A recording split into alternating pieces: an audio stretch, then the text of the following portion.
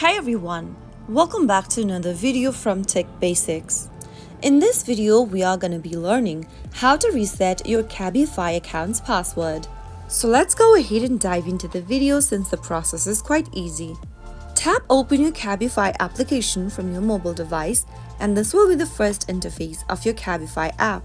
In order to reset your Cabify password, select the Access with My Business email option at the bottom of the screen. Now, enter your email address associated with your account and tap on the Continue button. On the next page, it will prompt you to enter your password.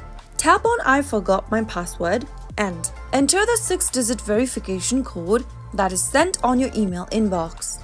Open up your email inbox and then open up the email from Cabify. Copy the code in it and paste it inside the verification code tab.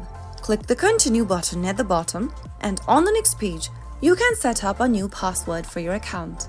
Type in the new password in the text box and repeat the new password on the next field once again. Once the password matches, click on Confirm. Wait for a couple of minutes and then you will be able to set up a new password for your Cabify account.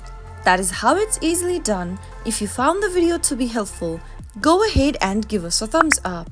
Don't forget to subscribe to the channel by hitting the subscribe button.